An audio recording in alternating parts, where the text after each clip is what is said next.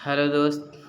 आज आप लोग को वर्ण से संबंधित हिंदी का महत्वपूर्ण टॉपिक जो माना जाता है, इससे 3 से 4 क्वेश्चन आपको शीट में देखने को मिलेगा।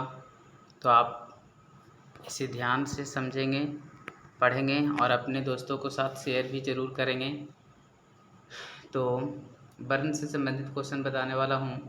स्पर्श व्यंजन वर्ण, क से लेकर के म तक के जो वर्ण होता है उसको हम स्पर्श व्यंजन वर्ण कहते हैं।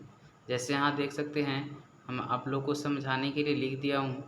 क से लेकर के म तक के जो वर्ण है, ये जितना भी वर्ण है, ये सब जितना भी क ख ग घ अड़ च छ ज झ ञ ट ठ ड ढ न, ये सब जो भी है स्पर्श व्यंजन वर्ण में आता है।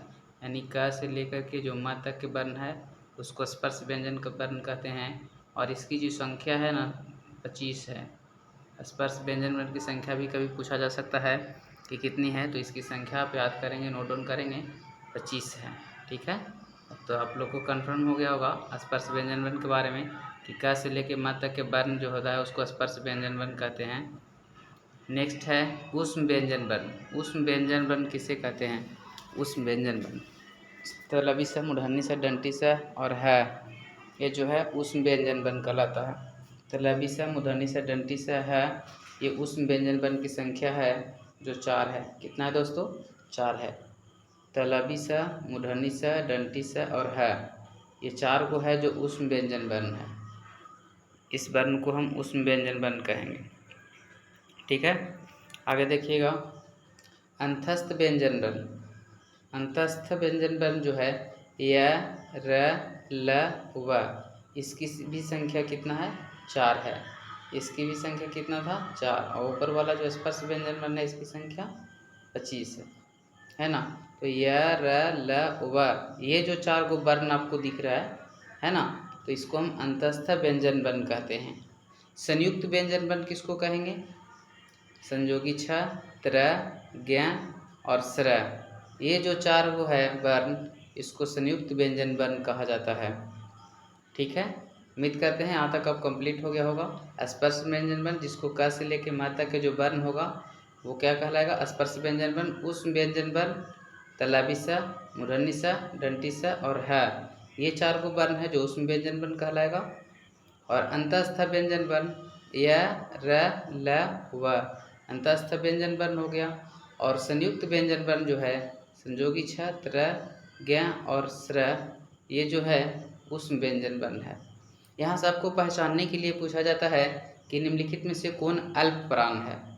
ठीक है, तो यहाँ पे ट्रिक लिखा गया है 1, 3, 5 है ना। 135 कोड याद रखेगा अल्प प्राण के। 1, 3, 5 क्या है? यानी एक कहने का मतलब पहला वर्ण, तीसरा वर्ण और 5वां वर्ण। 1, 3, 5 का मतलब यही हुआ। ठीक है, किसी भी वर्ग के पहला, तीसरा और 5वां, किसी भी वर्ग के पहला, तीसरा और 5वां जो वर्ण होगा वो अल्प प्राण कहलाएगा। ठीक है, ध्यान से समझिए। 1, 3, 5 का मतलब क्या होता है? 1, 3, 5 जो यहाँ पे कोड लिखा गया है, 1, 3, 5 अल्प प्राण का कोड है। इसका मतलब है कि पहला वर्ण, तीसरा वर्ण और 5वां वर्ण, किसी भी वर्ग के पहला वर्ण, तीसरा वर्ण और 5वां वर्ण, ये कहलाएगा अल्प प्राण। ठीक है, उम्मीद करते हैं समझ गए होंगे। महाप्राण, इसका कोड 2, 4 लिखा हुआ है, यानी किसी भी वर्ग के दूसरा, है ना, किसी भी वर्ग के दूसरा, यहाँ पे देख रहे हैं ना, दूसरा और चौथा जो वर्ण होगा वो महाप्राण कहलाएगा। क्या कहलाएगा? महाप्राण कहलाएगा। ठीक है, अल्प प्राण का कोड 135 है और महाप्राण का कोड 24 है। 24 कहने का मतलब क्या है? दूसरा और चौथा, यानी कि ये दूसरा वर्ण हो जाएगा किसी भी वर्ण का और ये चौथा वर्ण हो जाएगा। ठीक है, ये हो जाएगा आपको महाप्राण। आगे चलते हैं अघोष। अघोष के बारे में है ना, तो अघोष है, देखिए अ से अ लिखा हुआ है, इसको अ से आगे समझ लीजिएगा, यानी आगे के 2 को, है ना। अघोष 1, 2 लिखा हुआ है, यानी कि पहला वर्ण और दूसरा वर्ण, इसको कहेंगे अघोष। ठीक है, घोष के बारे में अगर कहे तो तीसरा, चौथा और 5वां। घोष के बारे में कहा जाएगा तो क्या कहेंगे? तीसरा, चौथा और 5वां। यानी ये तीसरा वर्ण, चौथा वर्ण और पांचवा वर्ण, ये हो जाएगा आपको घोष। ठीक है, उम्मीद करते हैं आप समझ गए होंगे। अब आपसे ऑब्जेक्टिव क्वेश्चन पूछा जाएगा, उसका आप जवाब दीजिएगा। ठीक है, दोबारा से समझाने की कोशिश करता हूँ, आप ध्यान से समझेंगे। पहला क्वेश्चन था इसमें स्पर्श व्यंजन वर्ण के बारे में। ठीक है, स्पर्श व्यंजन वर्ण क्या कहलाया था? स्पर्श व्यंजन वर्ण क से लेके जो म तक वर्ण है वो सभी वर्ण को हम स्पर्श व्यंजन वर्ण कहते हैं, और इसकी संख्या 25 है। अगर स्पर्श व्यंजन वर्ण की संख्या पूछा जाए कि स्पर्श व्यंजन वर्ण की संख्या कितना है, तो आप 25 आंसर टिक करेंगे। उस व्यंजन वर्ण की संख्या 4 है, और ये कौन कौन है? तलाबी स, मूर्धनी स, दंती स और है। अंतस्थ व्यंजन वर्ण की संख्या भी 4 है, य, र, ल और उबा, ये अंतस्थ व्यंजन वर्ण है।